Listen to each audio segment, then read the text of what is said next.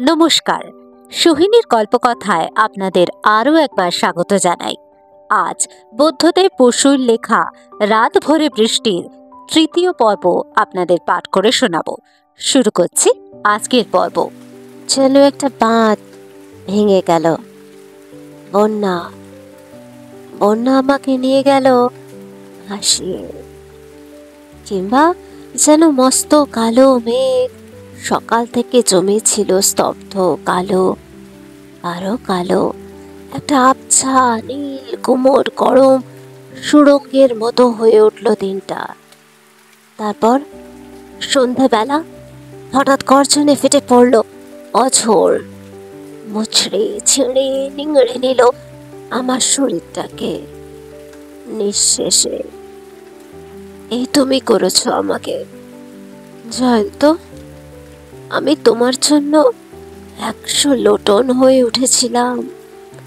আমার ছোট্ট শরীরটার তলায় অমন প্রকাণ্ড একটা কালো মেঘ কোথায় লুকিয়েছিল এতদিন? তবে কি নয়নাংশুকে আমি কখনোই ভালোবাসিনি? বাসিনি তা নয়, কিন্তু ওকে আমি পুরোপুরি কখনো দিইনি নিজেকে। এতদিনে সেটা বুঝতে পারছি। একটা অংশ সরিয়ে রেখেছি না জেনে। সেই গোপন গভীর চরম অংশ তোমারই জন্য আমি জমিয়ে রেখেছিলাম জয়ন্ত। সে আমার স্বামী। রাতের পর রাত, বছরের পর বছর আমি শুয়েছি তার পাশে। তার আর আমার সন্তান বুননি, কিন্তু ওসবে কিছু এসে যায় না। কয়েক মিনিট সময়ের মধ্যে বিনা চিন্তায়, বিনা ইচ্ছায়, বিনা ভালোবাসায় কি স্ত্রীলোকের গর্ভে সন্তান আসে না? আমি এখন বুঝতে পারছি যে 7 সন্তানের মা হয়েও কোনো মহিলা কুমারী থেকে যেতে পারেন।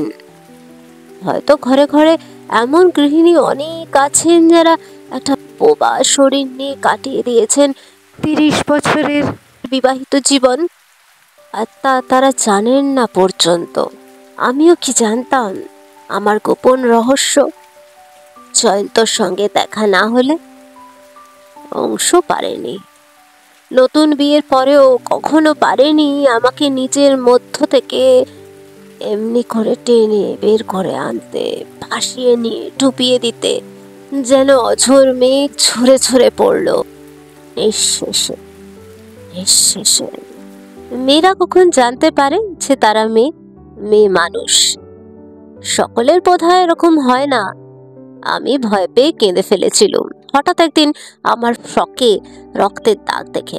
স্কুলে ছিলাম তখন, টিফিনে লুকোচুরি খেলছি। শাড়ি পরা মেয়েরা হাসলো আমার কান্না দেখে। হেডমিস্ট্রেস সঙ্গে দাই দিয়ে আমাকে বাড়ি পাঠিয়ে দিলেন। ভেবেছিলুম আমার কোনো সাংঘাতিক অসুখ করেছে, হয়তো মরেই যাব। মা আমাকে শান্ত করলেন, আদর করলেন। তার মুখের দু একটা কথা শুনে হঠাৎ একটা ঝাপসা অনুভূতি হলো আমার।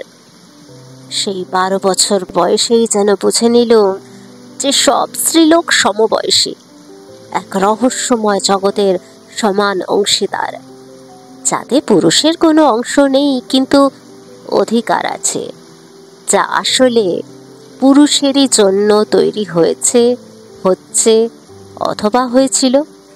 আমার অবাক লাগলো ভাবতে যে আমাকেও খুঁজে পেয়েছে সেই রহস্য, সেই ক্লাস 6-এর বেনি দোলানো বাচ্চা মেয়েটাকে। একটু গর্ব হলো। 13তে পড়ার আগেই আমাকে শাড়ি ধরিয়ে দিলেন আমার মা। বাঙালি মেয়েদের জীবনে সেটা একটা বিরাট দীক্ষা, সেকেলে বামুন ছেলেদের পৈতে হওয়ার মতো। শাড়ি প্রথমে যতই বিশ্রী লাগুক, মনে হোক স্কিপিং রোপের ছোটাছুটির শত্রু, তবু সেটাই নারীত্ব, সেটাই রূপ, সেটাই সম্মান। কি করুণ চেষ্টা আমার ফুটে ওঠা বুকের রেখা ডাকতে। কি লজ্জা তা নিয়ে। ঘুমোবার আগে নিজেকে মুড়ে রাখি আঁচলের এনভেলপে। ভিতরে একটা লাখ টাকা দামের চিঠি আছে তা জানি বলেই হঠাৎ একদিন আমার চোখে পড়ল, যা বাড়ির আর কেউ লক্ষ্য করেনি, যে আমাদের বাথরুমের দরজায় ছোট্ট একটা ফুটো আছে। ছোট্ট একরত্তি, আমার কড়ে আঙুলের ডগাও তাতে ঢোকে না। কিন্তু আমি নিরিবিলি সময় অনেক পরীক্ষা করে প্রমাণ পেলুম, এক চোখ বুজে অনেকক্ষণ ধরে চেষ্টা করলে সেই ফুটো দিয়ে ঝাপসা ভাবে ভিতরটা দেখা যায়। আর তখন থেকে আমি নিয়ম করে নিলুম যে কাগজের ছিপি দিয়ে ফুটো বন্ধ না করে স্নান করতে ঢুকবো না। যদি বা কোনো অসাধু লোক ওত পেতে থাকে আমাকে দেখার জন্য, আমার কোনো মামাতো বা খুড়তুতো ভাই বা বাবার কোনো ছাত্র যারা সব সময় আসা যাওয়া করে, তারপর সেই নিরন্ধ গোপনতায় স্নানের আগে কিংবা পরে মাঝে মাঝে আয়নায় দেখতুম নিজেকে। যেদিন ছুটি তাড়া নেই, আমার সূর্যি, চাঁদের উদীয়মান সৌন্দর্য, আমার রোগা নগ্ন ভয় পাওয়া উল্লাসিত শরীর, আমার প্রথম বর্ষার কদম ফুল, আমার সরু কাঁধ ডিমের মতো তলপেট। আমি কোমল হাতে আদর করি তাদের, মনে মনে বলি, তোরা ভালো, তোরা আমার, তোরা আরেকজনেরও সবুর কর। কলেজে যখন উঠলুম তখন আর আমার শরীর নিয়ে লজ্জা নেই। আমি লম্বায় মাকে ছাড়িয়ে গিয়েছি, আমাকে আর রোগা দেখায় না। লোকেরা বলাবলি করছে আমি দেখতে ভালো। এক ধরনের সরল ভাবে আমি সুখী ছিলুম তখন। মেয়ে হয়ে জন্মেছি বলে সুখী, নানা রঙের নানা ফ্যাশনের শাড়ি জামা পরতে পারছি বলে সুখী। মা আমাকে একদিন তার গয়নার বাক্স খুলে খুঁটে খুঁটে সব দেখালেন। বিছে হার, মটর দানা হার, হাঁসুলি, জড়োয়া নেকলেস, জড়োয়া কঙ্কন, টায়রা, আরো কত কিছু যা মাকে খুব কমই পড়তে দেখেছি। আমি মুখে বললুম, ওরে বাবা, কি সব চপরচং, ভাগ্যিস এখন আর অত গয়না পরার চল নেই। কিন্তু মুগ্ধ হলুম এ কথা ভেবে যে একটা মাত্র শরীর সাজাতেই অত কিছু দরকার হতে পারে, বা দরকার বলে ভাবতে পারে লোকেরা। তারপর কোনো বিয়ে বাড়িতে বা বন্ধুর জন্মদিনে যেতে হলে মা যখন আমাকে এটা ওটা পরিয়ে দেন, আমি আপত্তি করি না। মনে হয় গয়নাগুলো আমাকে তাই করে তুলছে যা আমি হতে চাচ্ছি, নিজেকে যা মনে মনে ভাবছি তাই। আরো প্রমাণ পাই ছেলেদের চোখে আর ব্যবহারে। অনেককেই বোকা বা হ্যাংলা বলে মনে হয় আমার, কিন্তু অনিবার্যভাবে কয়েকটা খুচরো ব্যাপার ঘটে গেল আমার 14 থেকে 18 বছর বয়স পর্যন্ত। একটাতে প্রায় গুটি পেকে আসছিল, কিন্তু ছেলেটা হঠাৎ বিলেত চলে গেল, আর আমিও দু এক পশলা কান্নার পরে তাকে ভুলে গেলুম। যখন বিয়ে পড়ি কলেজে, আমার বেশ একটু খ্যাতি ছড়ালো স্মার্ট মেয়ে বলে, সুশ্রী, বুদ্ধিমতী, সপ্রতিভ বলে। পড়াশোনাতেও কবের ছিলুম না। যে কোনো অনুষ্ঠানে সকলের আগেই আমার ডাক পড়ে। নয়নাংশু যখন পড়াতে এলো, আমি দেখলুম ক্লাসের সব কটা মেয়ে জিলজিল করে উঠেছে। আমার মনে অচেতন ভাবেই একটা রেষারেষির ভাব জাগলো। খেলার ছলে এগিয়ে গিয়ে আলাপ করেছিলুম ওর সঙ্গে, কিন্তু গম্ভীর স্বভাবের নয়নাংশু সেই খেলার এমন মোড় ফিরিয়ে দিলে যে মাস দুদিন পরে আমারই মনে হতে লাগলো যেটা মরণ বাঁচনের ব্যাপার। আর আমার ভাগ্যে মা বাবারও মত হতে বেশি দেরি হলো না। যদিও মার ঝোঁক ছিল অন্য এক পাত্রের উপর, তার এক বাল্য সখীর পুত্র। কিছুদূর নাকি কথাবার্তা গড়িয়েছিল। আর বিয়ের পরে রাতারাতি যেন অন্য একটা মানুষ জেগে উঠল আমার মধ্যে। অংশুর মা, অন্যান্য বয়স্কা আত্মীয়াদের মুখে শোনা বউ কথাটা যেন একটা জাদু মন্ত্রের মতো। এই ছোট বাংলা কথাটার যা কিছু অর্থ, যা কিছু রস, যা কিছু সুর, তাই যেন ভরে তুলতে লাগলো আমাকে। যেন এতদিন বাইরের চিকচিকানি সত্ত্বেও আমি একটা ফাঁপা খোলস মাত্র ছিল। এইভাবেই কেটে যেতে পারতো আমার জীবন, যদি না অংশু, যদি না জয়ন্ত। না, আমি আমি এটা ঘটিয়েছি। মনে আছে জয়ন্ত, তোমার সঙ্গে আমার প্রথম দেখা? শীতকাল, অংশু অফিস থেকে ফিরল তোমাকে সঙ্গে নিয়ে। ছাই রঙা প্যান্টের উপর টুইডের কোট তার পরনে, পরিষ্কার একটি নেকটাই। 8 ঘন্টা অফিসের পরেও পোশাকে বা মুখে যেন পরিশ্রমের ছায়া নেই। আর তুমি? আধা ময়লা ধুতি, পাঞ্জাবির উপর বিবর্ণ একটা জহর কোট, স্যান্ডেলে পায়ে 7 রাজ্যের ধুলো, আর লম্বা কালো বলিষ্ঠ শরীর, চশমার পিছনে চোখ দুটো উজ্জ্বল। আমাকে চা দিতে হলো, বসে থাকতে হলো সেখানে। অংশু যখন স্নান করতে গেল, শীতকালে সন্ধ্যাবেলা তা স্নান করা চাই, ভারী ফিটফাট মানুষ। কথা চালাতে হলো তোমার সঙ্গে, এটা এই নিয়ম এ বাড়ির। আমার স্বামীর বন্ধু বান্ধবদের আমিও বন্ধুর মতো হব, তাদের আমার ভালো লাগুক আর নাই লাগুক। বিয়ের ঠিক 1 বছর পরে নয়নাংশু কলেজের মাস্টারি ছেড়ে ক্লাইভ স্ট্রিটে এক বিজ্ঞাপনের আপিসে চাকরি নিল। মাইনে হলো 1 লাফে 250 থেকে 450। আর সঙ্গে সঙ্গে উঠে এলো বেলেঘাটা থেকে এই ঝাউতলা রোডের নতুন তৈরি ছকছকে ফ্ল্যাটে। ফ্ল্যাটটিকে মনোমতো করে সাজিয়ে নিল নয়নাংশু, বা তার ইচ্ছে মতো আমি সাজিয়ে নিলুম। তার মতে আমাদের সত্যিকারের বিবাহিত জীবন শুরু হলো এবার। ওর বন্ধু বান্ধব অনেক, প্রায় রোজই সন্ধ্যায় কেউ না কেউ আসে। রোববার সকালে 1:30টার আগে আড্ডা ভাঙে না। এক এক রাতে 10:30, 11টা বেজে যায়। বেলেঘাটায় ওর বন্ধুরা এসে একতলায় বসত, আমি থাকতুম দোতলায়। আমার শাশুড়ি চা পাঠিয়ে দিতেন চাকরের হাতে, কিংবা ওরা বেরিয়ে গিয়ে বসত ফেভারিট কেবিনে বা আড্ডা জমাতো অন্য কারো বাড়িতে। এই ব্যবস্থা আমার মনে হতো স্বাভাবিক ও সঙ্গত, কিন্তু অংশুর আপত্তি হতে। আমার কাছে তার বন্ধুদের গল্প করে সে, অমুকে ব্রিলিয়ান্ট, তমুকে চমৎকার কথা বলে। আমার সঙ্গে তাদের যে আলাপ হচ্ছে না, সেটা একটা আফসোস তার। আমি বলি, আমারও তো আলাপ সালাপে কাজ নেই বাপু, বেশ আছি। সেটা আমার মনের কথাই।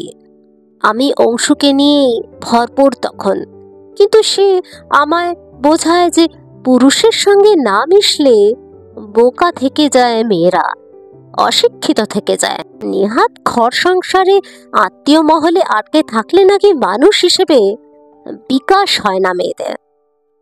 আলাদা ফ্ল্যাটে এসে অংশু প্রায় জোর করেই আমাকে তার আড্ডার মেম্বার করে নিলে। বন্ধুরা সস্ত্রীক আসেন খুব কম, কারো কারো বিয়েও হয়নি।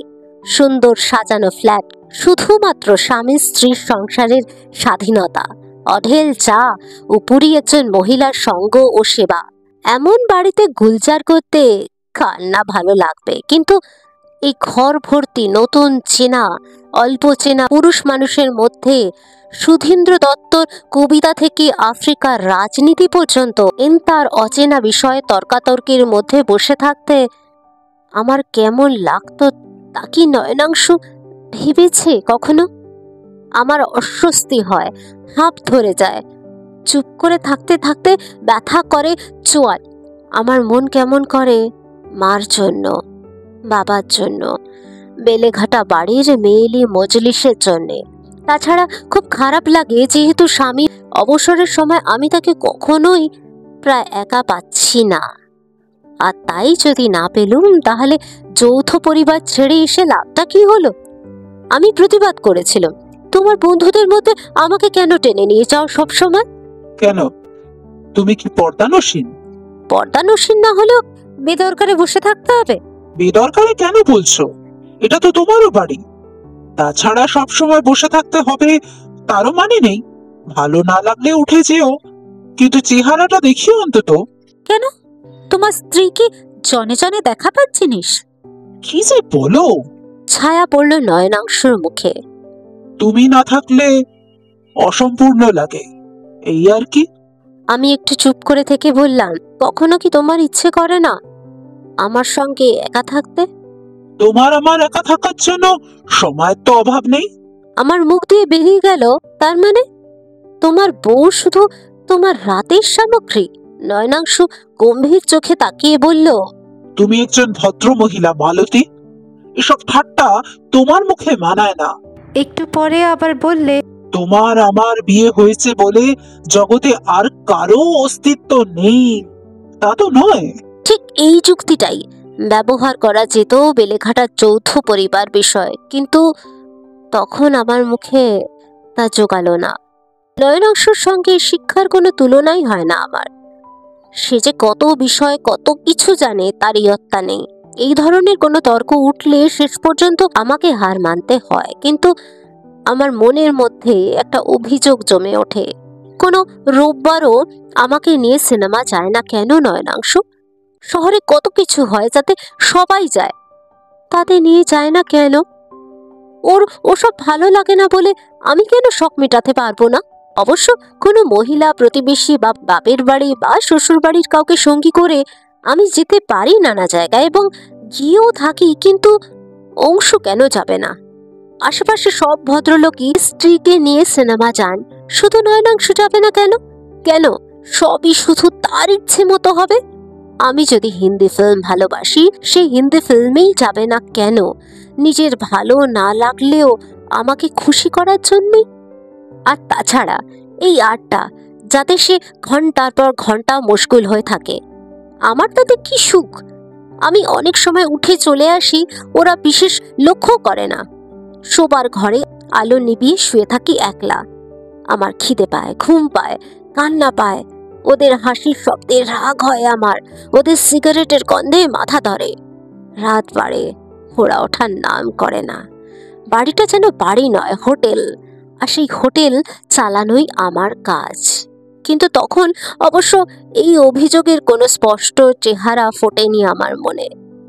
তখন আমি এই সুখে মজে আছি যে অংশু আমাকে পাগলের মতো ভালোবাসে। পরে বুঝেছিলাম সেই ভালোবাসা কি ভীষণ স্বার্থপর। আমি এক রাত মায়ের কাছে থাকতে চাইলে ওর মুখ ভারী হয়। কখনো দুদিনের জন্যে আমার পিসিমার কাছে আসানসোলে বেড়াতে যেতে চাইলে ও নানা রকম ছুতো করে বাধা দেয়, অথচ ওসব জায়গায় আমার সঙ্গী হতে রাজি নয় সে। অর্থাৎ ওর যা এতটুকু অপছন্দ তা আমার ভালো লাগে বলেও কখনোই করবেন না, অথচ আশা করবে যে যা কিছু ওর প্রিয় তা আমারও প্রিয় হবে। আমাকেই হতে হবে সারাটা পথ উজিয়ে ওর মনোমতো, কিন্তু ও কোনো ত্যাগ করবে না আমার জন্য। ওর ভালোবাসার অর্থ হলো এই। কিন্তু তখনও তা বুঝিনি। তখনও আমার বিবাহিত জীবন এমন মসৃণ স্বচ্ছন্দভাবে চলছে যে আমি টের পাচ্ছি না মাস আর বছরগুলির উড়ে চলা। শীত পড়ল, এবার পর্দার রং বদলাও। কুশানের ঢাকনাগুলি ময়লা হয়েছে, আমার পাঞ্জাবিগুলো ছিঁড়ে আসছে এবার। এই ধরনের ফরমাস ছাড়েই নয়নাংশু। আর আমি ছুটি দোকানে দোকানে ওর সব দাবি মিটিয়ে চলে, কিন্তু ও কখনো একখানা শাড়ি হাতে নিয়ে আসে না আমার জন্য। কখনো জিজ্ঞেস করে না আমার কিছু দরকার কিনা। ও আপিস করে, তাছাড়া আর কিছুই করে না সংসারের জন্যে। ওর জামা কাপড়ের দোকানে ঢুকতে বমি পায়। পর্দার রং পছন্দ করার জন্যে 1 ঘন্টা সময় নষ্ট করতে ও রাজি নয়, কিন্তু রংটা ঠিক চোখে না ধরলে খুঁতখুঁতানি ওরই বেশি। এইসব আমি স্নেহের চোখে দেখছি, তখনও ধরে নিচ্ছি যে এটাই ওর পক্ষে ঠিক। এরকম না হলেই ওকে মানাতো না। ও যে আমাকে সবসময় কাছে পেতে চায় সেটা একটা গর্বের বিষয় আমার পক্ষে। মাঝে মাঝে দুপুরে খাওয়ার পরে মার কাছে চলে যাই। তারা থাকেন বালিগঞ্জ প্লেসে, ঝাউতলা রোড থেকে দূরে নয়। কিন্তু বিকেল হতেই পড়ি মরি ফিরে আসি অংশুর আগে বাড়ি পৌঁছবার জন্য। আপিস থেকে ফিরে আমাকে না দেখলে খুব খারাপ লাগে ওর, সেটা স্বাভাবিক। কিন্তু কখনো যদি বলি আপিস থেকে বালিগঞ্জ প্লেসে চলে যেও, সেখানে চা খেয়ে চলে আসবো দুজনে একসঙ্গে, তাতেও রাজি নয় কখনো। মার কাছে আরো কিছুক্ষণ থাকতে যত ইচ্ছে হোক আমার। ও চায় ওর নিজের বাড়ির অভ্যস্ত আবহাওয়া, অভ্যস্ত আরাম, চায় ওর নিজের নিজস্ব, যার একটা অংশ হলাম আমি। আর আমার সেই ভূমিকাটাই আমি সানন্দে মেনে নিয়েছি তখন। ওর সান্ধ্য আড্ডাতেও আমি না থাকলে ওর যে সম্পূর্ণ লাগে না, এতে আমার কখনো কখনো কষ্ট হলেও সেই কষ্ট ছাপিয়ে অনেক বড় হয়ে উঠেছে এই গর্ব আর আনন্দে মেশানো অনুভূতি যে আমি নয়নাংশুর পক্ষে কত প্রয়োজন, কত মূল্যবান। আর ধীরে ধীরে আমার নিজের অজান্তে একটা পরিবর্তন হলো আমার জীবনে। নয়নাংশুর দলবলের সঙ্গে মেলামেশায় আমি পুরোপুরি অভ্যস্ত হয়ে গেলুম। শিখে নিলুম ওদের কথাবার্তায় যোগ দেবার কায়দাটা। লক্ষ্য করলুম আমার কথাগুলো নেহাত বোকার মতো হয় না। ওদের কাছে বাহবাও পাই মাঝে মাঝে। শুধু তাই নয়, আমার মনে হতে লাগলো ওদের মধ্যে কেউ কেউ শুধু নয়নাংশুর কাছে আসছে না, আজকাল আমার কাছে আসছে। আমি ওদের মধ্যে ধীরে ধীরে একটা মর্যাদা পাচ্ছি, শুধু বন্ধু স্ত্রী বলে নয়, আমার নিজেরই জন্য। আমার ভালো লাগলো সেটা। মনে হলো অংশু যেমন চেয়েছিল তেমনি ভাবেই আমি হয়ে উঠেছি আলাদা একজন মানুষ, ব্যক্তি। আর অংশু সুখী হয়েছে আমি যে তার বন্ধুদের মধ্যে নিজের একটা জায়গা করে নিতে পেরেছি। ওর কোনো কোনো ধারণা আর ব্যবহার আমার একটু অদ্ভুত লাগছে তখনও, কেমন বাড়াবাড়ি মনে হয়। যেমন একদিন বীরেন তালুকদারের বাড়িতে রাত্রে খাওয়ার নিমন্ত্রণ ছিল আমাদের। ফেরার সময় বীরেন বাবুই আমাদের পৌঁছিয়ে দিলেন তার গাড়িতে। তাকে নিয়ে 6 জন ছিলুম আমরা। কিভাবে বসা হবে সেটা স্থির করতে একটু সময় লাগলো।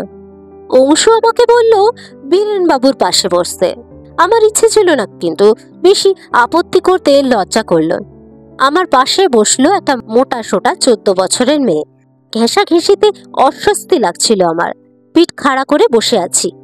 বীরেন বাবু আমাকে বারবার বলছেন, আপনি ভালো হয়ে বসুন মিসেস মুখার্জি, আমার চালাতে কোনো অসুবিধা হচ্ছে না।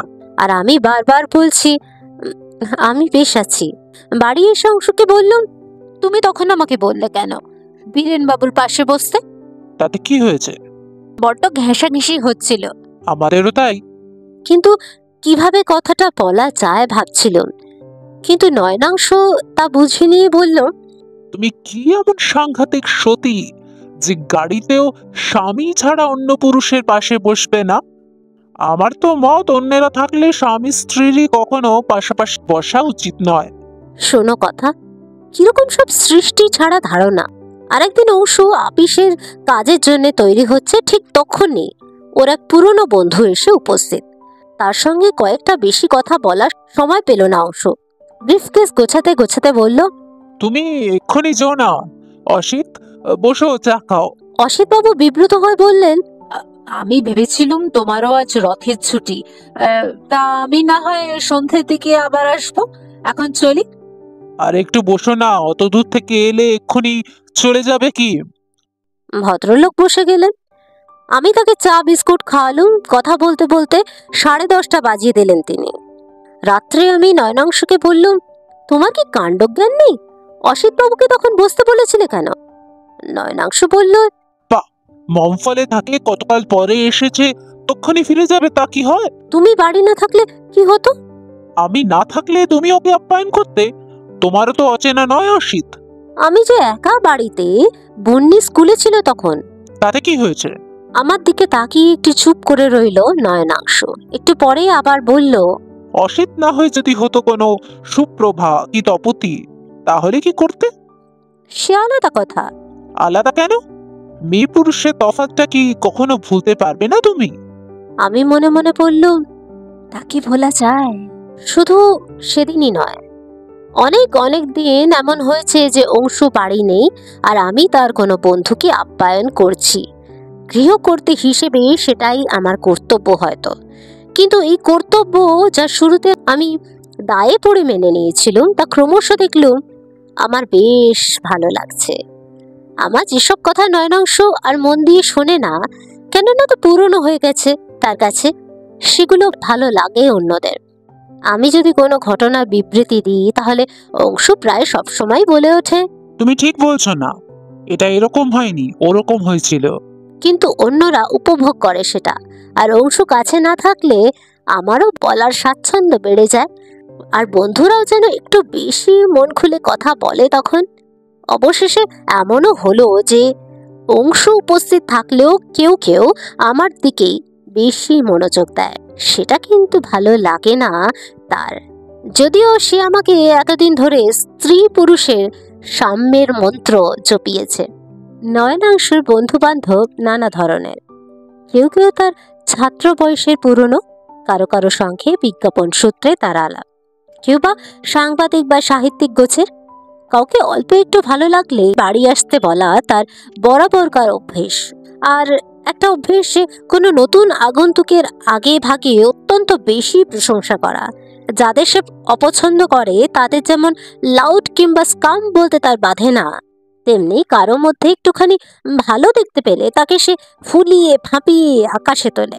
ব্যোমকেশ ভাদুড়ির বিষয়ে সে বলেছিল, অতি সজ্জন, কালচার্ড। ব্যবসায়ীদের মধ্যে এমন মানুষ বড় দেখা যায় না। আর কিছুদিন পরে কি একটা রাজনৈতিক কারণে ব্যোমকেশ বাবুর যখন জেল হলো, তখন নয়নাংশু বলল যে ওরকম একজন চমৎকার ভদ্রলোককে ধরে জেলে পাঠানো অত্যন্ত অন্যায়। কিন্তু হঠাৎ একদিন যখন আলিপুর জেলের ছাপ মারা মোটা চিঠি এলো আমার নামে, তখন আমি তার মুখে ছায়া দেখলুম। আমি তাকে পড়তে দিলুম চিঠিটা। সম্পূর্ণ নির্দোষ চিঠি।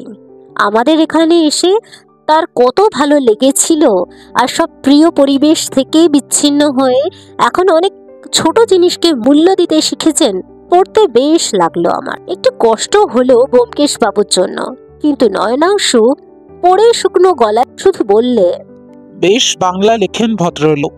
অথচ আমি জানি চিঠিটা যদি আমার বদলে তাকে লেখা হতো তাহলে ওটার প্রশংসায় উচ্ছ্বসিত হয়ে উঠত সে। খেতে বসে সারাক্ষণ আমাকে ব্যোমকেশ ভাদুড়ির গুণগান শুনতে হতো। আরেকবার আমাদের নিমন্ত্রণ ছিল লেকের রঞ্জনী ক্লাবে। সাহিত্যিক গুণময় দেব নয়নাংশুকে দেখেই বলে উঠলেন, মালতী দেবী কোথায়? পর মুহূর্তে আমাকে দেখতে পেয়ে হেসে বললেন, আসুন মিসেস মুখার্জি, আপনাকে ছাড়া আপনার স্বামীকে সম্পূর্ণ মনে হয় না। সেদিন আবার সেই ছায়া দেখলুম নয়নাংশুর মুখে। বাড়ি ফিরে বললেন, গুণময় বাবু ভারী সরল মানুষ, মনের সব কথাই মুখে বলে ফেলেন। আমি একটু চতুরভাবে বললুম, আমার কিন্তু গর্ব হতো যদি কেউ বলতো তোমাকে ছাড়া আমি অসম্পূর্ণ। কোনোটাই ঠিক নয়। মানুষের যদি কোনো মূল্য থাকে সে তার নিজেরই মধ্যে। আমরা অমুকের স্বামী অথবা স্ত্রী, এছাড়াও আমাদের পরিচয় আছে। ওরকম করে বলাটা অভদ্রতা এবং বোকামি। আমি তর্ক তুললুম, তাহলে আমি কেন তোমার মিসেস বলেই নানা জায়গায় নিমন্ত্রণে যাব? ইচ্ছে না হলে যেও না। আর কথা বলল না নয়নাংশু।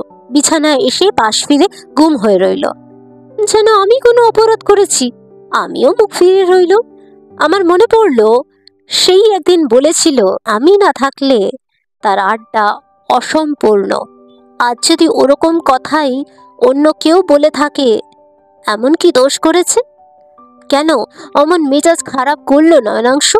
অথচ গুণময় দেবের লেখার প্রশংসায় সে পঞ্চমুখ। ওর নতুন উপন্যাস নিয়ে 1 ঘন্টা ধরে কথা বলতেও তাকে শুনেছি। আসলে গুণময় দেব ওর চাইতে আমার প্রতি বেশি আগ্রহ দেখিয়েছেন। আমি না গেলে অত্যন্ত নিরাশ হতেন উনি। আমাকে দেখা মাত্র তার মুখে চোখে খুশি ফুটে উঠল। এই ব্যাপারটা নয়নাংশু তার একজন প্রিয় লেখকের মধ্যেও ক্ষমা করতে পারছে না। কিন্তু কেন? এটা অন্যায়, এটা অভদ্রতা। রঞ্জনী ক্লাবে আমরা দুজনেই নিমন্ত্রিত হয়েছিলাম। সেই দুজনের যে কোনো একজন অনুপস্থিত থাকলে সেটা লক্ষণীয় হবে, এ তো সোজা কথা। আর আপনাকে ছাড়া আপনার স্বামীকে সম্পূর্ণ মনে হয় না। এই কথাটা আসলে তো কমপ্লিমেন্ট দেওয়া হচ্ছে আমাদের দুজনকে।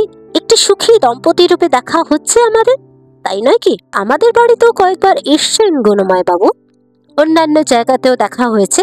সর্বদা একসঙ্গে দেখেছেন অংশুকে আর আমাকে। সেই জন্য ওরকম কথা তার মনে হওয়া স্বাভাবিক, তাই নয় কি? কি দোষ আছে এতে? অংশু এত রেগে গেল কেন? আমি যখন ওর আপিস সংক্রান্ত কোনো অনুষ্ঠান বা নিমন্ত্রণে যাই মিস্টারের সঙ্গে মিসেস রূপী লেজুর হয়ে, যেখানে স্ত্রী ছাড়া আর কোনো পরিচয় নেই আমার, সেটা তো সে দিব্যি মেনে না। আসল কথা, স্বামী মশাই যে কর্তা তা ভুলতে পারে না, স্ত্রী যে অধীন তা ভুলতে পারে না। আসল কথা, যতই আমরা আধুনিকতার বড়াই করি, পুরুষের পুতুল হয়ে থাকতে হবে মেয়েদের, অথচ মুখে কতই না গাল ভরা বুলি নয়নাংশুর। কিন্তু ওর মনের তলার কথাটা কি এই নয় যে সকলেই সব সময় আমার চাইতে ওর দিকেই বেশি মনোযোগ দেবে? আর তার মানে কি দাঁড়ায় না যে ও স্বার্থপর, আত্মম্ভরী, হিংসুক? ভাবতে ভাবতে আমার মাথার মধ্যে চিরবির করে উঠল। ওর পাশে শুয়ে থাকতে বিশ্রী লাগলো সেই রাত্রে। জয়ন্তকে নিয়েও সেই একই ব্যাপার। অংশু যেদিন প্রথম তাকে নিয়ে এলো, সে চলে যাবার পর তার অনেক প্রশংসা শুনতে হলো আমাকে। উনি টাকার অভাবে কলেজে পড়া শেষ করতে পারেননি, কয়েক বছর ডেটুনি ছিলেন, বেরিয়ে এসে ট্যাক্সিও চালিয়েছেন কলকাতায়। তেমন উচ্চশিক্ষিত একে বলা যায় না হয়তো, কিন্তু যাকে বলে কর্মবীর উনি তাই। আমি জিজ্ঞেস করলুম কিরকম? উত্তরে শুনলুম উনি 5 বছর আগে প্রায় বিনা মূলধনে একটা সাপ্তাহিক পত্রিকা বের করেছিলেন, এক হাতে খেটে দাঁড় করিয়েছেন সেটাকে, তাইতে কোনো রকমে সংসার চালান। পত্রিকার অর্ধেক উনি লেখেন, প্রুফ দেখেন, বিজ্ঞাপন জোগাড় করেন ঘুরে ঘুরে। ভেবে দেখো, এইভাবে একটা সাপ্তাহিক চালানো কি সোজা কথা? কর্মবীরের এই বর্ণনা শুনে একটু হাসি পেল আমার। কিন্তু আমি জানি অংশু সহজেই মেতে ওঠে কাউকে বা কোনো কিছুকে নিয়ে। তার উৎসাহের সামনে আমাকে মনের ভাব গোপন করতে হলো। তোমার কাছে বিজ্ঞাপনের জন্যই গিয়েছিলেন বুঝি? অংশু মাথা নেড়ে জবাব দিল, আমি ভাবছি যতটা পারি করব ওর জন্য। ওর কথাবার্তা শুনে আমার ভালোই লাগলো মোটের উপর। কেমন দুমদাম কথা বলেন ভদ্রলোক, যেন তার এই নতুন আবিষ্কারের কোনো নিন্দে করা হচ্ছে। এমনি সুরে তৎক্ষণাৎ প্রতিবাদ করলো অংশু। হ্যাঁ, ওই বাইরেটা তেমন মোলায়েম নয়, কিন্তু ভিতরে পদার্থ আছে। সেই থেকে শুরু হলো আমাদের বাড়িতে জয়ন্তর আনাগোনা। নয়নাংশুই তাকে বহাল করলো। কয়েকদিনের মধ্যেই বোঝা গেল জয়ন্ত অংশুর চাইতে আমার দিকে অনেক বেশি মনোযোগী। এটাকে গোপন করার কিছু মাত্র চেষ্টা করলো না সে। কোনো ছলছুতো সাহায্য নিল না। প্রতিটা ব্যাপারে স্পষ্ট বুঝিয়ে দিলে যে সে আমারই জন্য এ বাড়িতে রোজ হাজিরা দেয়। মাঝে মাঝে সে সকালবেলাতেও চলে আসে, ঠিক যখন নয়নাংশুর আপিসে বেরোবার সময়। আরাম করে সোফায় পিঠ এলিয়ে বলে, আচ্ছা মিস্টার মুখার্জি, আপনি তাহলে আপিস করে আসুন। আমার তো চাকরি বাকরি নেই, আমি একটু শ্রীমতীর সঙ্গে গল্প করি। একজন সত্য চেনা পুরুষের কাছে এরকম ব্যবহার কোনো বিবাহিতা মহিলার ভালো লাগার কথা নয়। কিন্তু আমি যে 12 বছর ধরে অংশুর শিক্ষায় শিক্ষিত হয়েছি, তার তো কিছু ফলাফল আছে। তাছাড়া অংশু কোনো আপত্তি না করলে আমার মাথা ব্যথা কিসের? আর আমি জয়ন্তর সঙ্গে কোনো রূঢ় আচরণ করলে অংশুই যে আমার উপর রেগে যাবে না, তাই বা আমি কেমন করে জানবো? একদিন জয়ন্ত প্রথম আসার মাসখানেক পরে আমি অংশুকে বললুম, তোমার এই নতুন বন্ধুকে নিয়ে তো মুশকিল হলো। অংশু বুঝেও বলল, কার কথা বলছো? জয়ন্ত বাবু মাঝে মাঝে সকালে এসে বসে থাকেন। এদিকে আমার কত কাজ থাকে সংসারে। বোন স্কুল থেকে ফেরে, রাঙাদি আসেন, তোমার চারু মামা এসেছিলেন আজ। আর এইটুকু বাড়ি, আমার অসুবিধে হয়। তো তুমি যদি ওর দিকে মন না দাও তাহলে হয়তো সকালে আসা ছেড়ে দেবেন। আমি আবার আলাদা করে মন দেব কি? একটা মানুষ বসে থাকলে এমন তো আর ভান করা যায় না যে মানুষটা সেখানে নেই। উনি যদি নিজে না বোঝেন তোমার অসুবিধে হচ্ছে, তাহলে বুঝিয়ে দিতে হবে। আমি একটু চুপ করে থেকে বললুম, তুমি একবার কথা বলবে নাকি ওর সঙ্গে? উনি তো আমার কাছে আসেন না, আমি কেন কথা বলতে যাব? বলে অংশু একটা বই খুলে বসলো। না, কেন আর মিথ্যে মিছিমিছি? এখন আর কোনো ভয় নেই আমার। বলো মালতী, সত্য বলো, তোমার কি অসুবিধে হতো জয়ন্তর জন্য, নাকি সেসব আত্মীয়ের জন্যে যারা মাঝে মাঝে এসে ব্যাঘাত ঘটাতো তোমাদের আলাপে?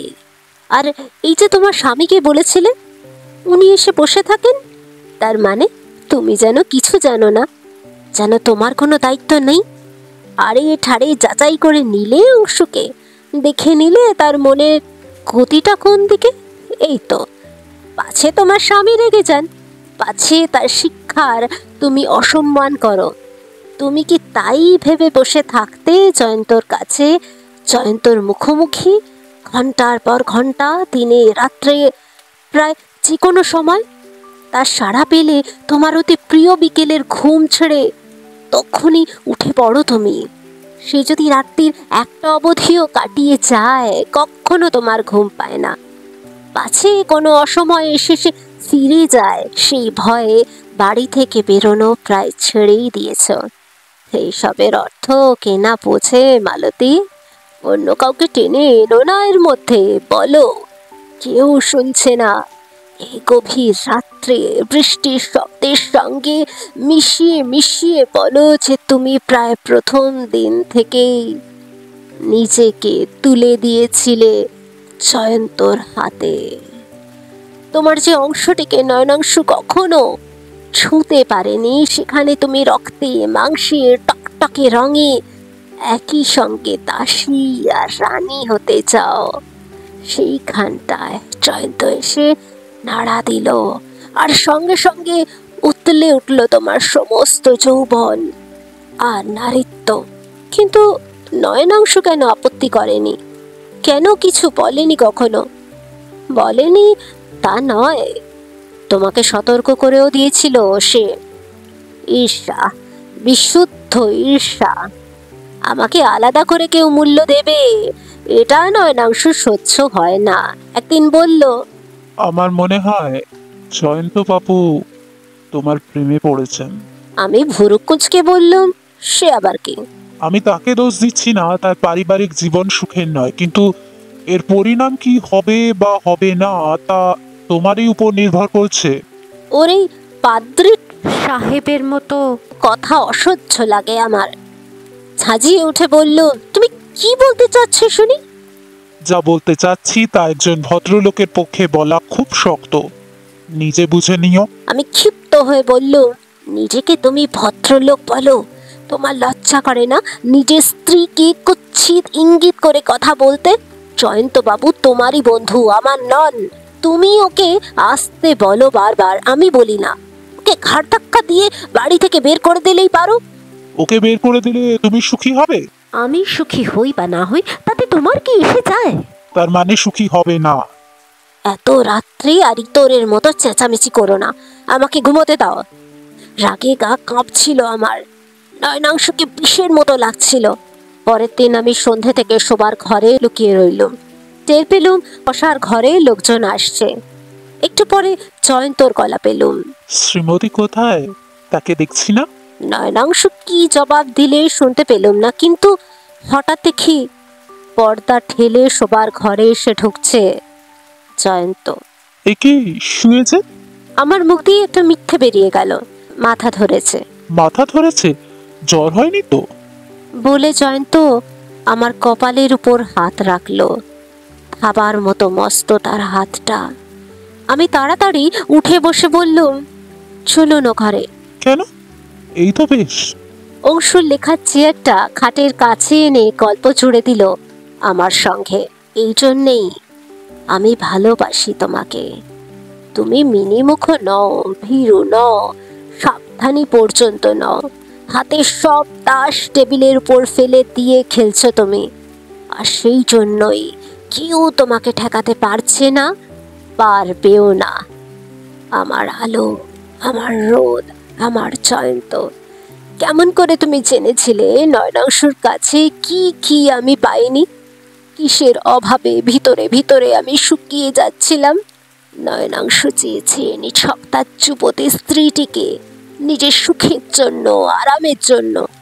আমার মনের দিকে তাকায়নি কখনো।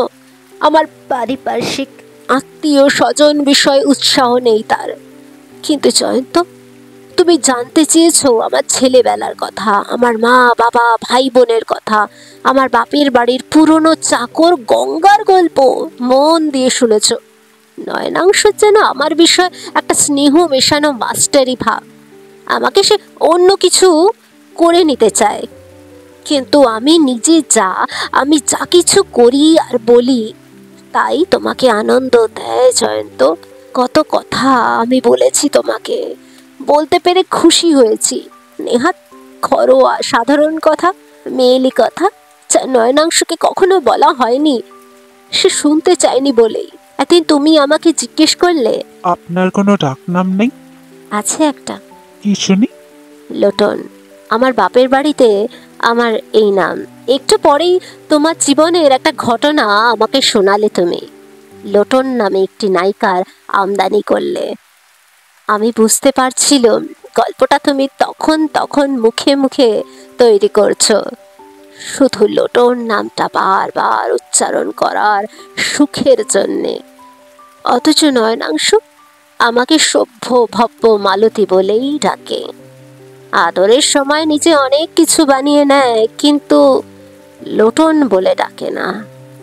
তার মতে ওটা নাকি মানায় না আমাকে, ওটা ন্যাকা নাম। অর্থাৎ আমার বিয়ের আগেকার 20 বছরের জীবনটাকে সে উড়িয়ে দিতে চায়। কিন্তু তুমি নিলে আমার জীবনের অংশ, আমার অতীতের আর বর্তমানের। আমার কথা শুনে শুনে ক্লান্তি নেই তোমার। আমি বুঝতে পারলুম তোমার জীবন এখন আমাকে ঘিরে ঘিরে ঘুরছে। সেটা তুমি খুব সরলভাবে, সহজভাবে মেনে নিয়েছ। তা নিয়ে কোনো ভয় নেই তোমার, লজ্জা নেই। কত সহজে আমার হাত ধরেছিলে তুমি, কানে কানে লোটন বলে ডেকেছিলে। আড়ালে যখন তুমি বলো, মনে হয় যেন চিরকাল আমি তাই শুনেছি। আর তাই তো যেদিন প্রথম আমাকে চাপটে ধরে চুমু খেলে, আমি অবাক হলাম না, ভাবলাম না এটা ভালো হলো না মন্দ হলো। শুধু সারা শরীরে থরথর করে কেঁপে উঠলাম, যেন আমি 16 বছরের কুমারী। কবে, কতদিন, কেমন করে এই অবস্থায় আমরা পৌঁছলাম? একদিন রাত প্রায় 10টা। আমাদের বসার ঘরের আটা তখনও ভাঙেনি। তিব্বত, চীন আর নেহেরুকে নিয়ে কথা বলছে অংশু আর তার 2 জন বন্ধু। অংশু বলছে, এই একটা বিরাট ভুল করলেন জওহরলাল। এমন সময় দরজায় টুকটুক টোকা পড়ল। আমি সন্ধে থেকে উসখুস করছিলাম, ছটফট করছিলাম মনে মনে। সকলের আগে উঠে গেলাম ফ্ল্যাটের দরজায়। দরজাটা আধখানা খোলা ছিল। আমি কাছে গিয়ে দেখতে পেলাম সাদা কালো লম্বা একটা ছায়ার মতো মানুষ। তক্ষুনি কিংবা তার অনেক আগেই একটুখানি অংশ মাত্র দেখে, শুধুমাত্র দাঁড়িয়ে থাকার ভঙ্গিটুকু থেকেই চিনতে পারলাম সেই তাকে, যে আসেনি বলে সব আমার ফাঁকা লাগছে। সেদিন সকালেও আসেনি জয়ন্ত, সারাদিনের মধ্যে একবারও আসেনি। কত মাসের মধ্যেও এরকম দিন একটাও কাটেনি। সন্ধে যত এগিয়ে যাচ্ছে তত আমি উৎকণ্ঠায় এলিয়ে পড়ছি। বুন্নিকে খাওয়াবার জন্য মাঝে একবার উঠে গিয়েছিলাম, শুয়েছিলাম বুন্নির পাশে অন্ধকারে, একটি চেনা গলার আওয়াজের জন্য কান দুটোকে পাহারায় রেখে। বুন্নি ঘুমিয়ে পড়ার পর আবার এসে চেষ্টা করেছিলাম ঔষধের কথাবার্তা শুনতে। আমার অবাক লাগছিল যে চীন, তিব্বত ইত্যাদি দেশ, যা ম্যাপে ছাড়া আমরা কখনো দেখব না, তা নিয়ে এত উত্তেজনার সৃষ্টি হতে পারে ঝাউতলা রোডে কলকাতায়। আজকে ট্রাম, বাস সব বন্ধ, ট্যাক্সি অচল, অসুখ, অন্য কোনো বিপদ। কিন্তু এমন কি কোনো কথা আছে যে রোজই তাকে আসতে হয়? তা যদি নাই থাকবে, তাহলে এতদিন ধরে আমাকে চালিয়েছে কেন? আমার সময় নষ্ট করেছে কেন? কেন অশান্তি ঘটিয়েছে অংশুর আর আমার মধ্যে? কেন এসেছিল 3 মাইল রাস্তার জল কাদা উজিয়ে পুণ্যির জন্মদিনে? এসব কি ছিলে খেলা হচ্ছে? তার খেয়াল মতো আসবে কিংবা আসবে না, মনে রাখে যেন আমার কোনো দরকার নেই তাকে দিয়ে। আমরা তাকে যে কোনো মুহূর্তে ছেড়ে দিতে পারি। আমি একজন সুখী বিবাহিত ভদ্র মহিলা, স্বামী আছে, সন্তান আছে, মা বাবা আত্মীয় স্বজন সবাই আছেন, ভরপুর আমার জীবন। আমি থোড়াই পরোয়া করি এক বাজে সাপ্তাহিকে সম্পাদক মশাইকে? মানুষ হিসেবে আমার স্বামীর সঙ্গে কোনো তুলনাই হয় না যার, কিন্তু তারই পক্ষে আশ্রয় হয়েছি আমরা। নেহাদি আমার স্বামী অত্যন্ত ভালো বলে ঢুকতে পেরেছে আমাদের বাড়িতে। প্রায় আমাদের বাড়ির একজন হতে পেরেছে। এর মূল্য সে যদি না বোঝে তো আমার ভারী বয়ে গেল। ঠিক এই রাগের মুখেই জয়ন্তর ছায়া দেখলাম দরজায়। দরজা খোলা পেয়ে সে যে টোকা দিয়েছিল তাতে আমি একটু অবাক হলাম। আরও অবাক হলাম যে আমাকে দেখেও সে ভিতরে এলো না। তাকে পথ দেবার জন্য আমি সরে দাঁড়ালাম, কিন্তু সে একইভাবে দাঁড়িয়ে রইল। সিঁড়ির আলোটা তেমন উজ্জ্বল নয়, তবু আমার মনে হলো জয়ন্তকে আজ অন্যরকম দেখাচ্ছে। আমার দিকে তাকালো সে, কিন্তু যদিও আমি অত কাছে দাঁড়িয়ে আছি তবু আমার মুখের উপর দৃষ্টিটাকে আটকে দিতে বেশ একটু সময় লাগলো তার। যেন হঠাৎ কোনো কারণে ভালো দেখতে পাচ্ছে না। তার চোখ একটু লাল মনে হলো আমার, আর ঠোঁটে একটা অদ্ভুত হাসি। নিচের ঠোঁটটা যেন বড্ড বেশি ভেজা আর চকচকে। আমি আবার অবাক হলাম, সে এমন চুপ করে দাঁড়িয়ে আছে কেন? কেন কিছু কথাও বলছে না? তারপর হঠাৎ সে দুপা এগিয়ে এলো আমার দিকে, হাত বাড়িয়ে দিল, কিন্তু তার হাতটা পড়লো গিয়ে দরজার উপর। একেবারে অন্যরকম গলায় জড়িয়ে জড়িয়ে বলল, লোটন, তুমি একা একবার দেখা করবে আমার সঙ্গে কাল 2টোর সময় মেট্রো সিনেমার সামনে। আমি আন্দাজে বুঝলুম সে কি বলছে। আমার বুকের মধ্যে দূর দূর করতে লাগলো। ভেবে পেলাম না এখন আমার কি করা উচিত। হঠাৎ দেখি অংশু এসে দাঁড়িয়েছে সেখানে। সমাপ্ত। ফিরে আসবো রাত ভরে বৃষ্টির পরবর্তী পর্ব নিয়ে। ততদিন সুস্থ থাকবেন, ভালো থাকবেন। নমস্কার।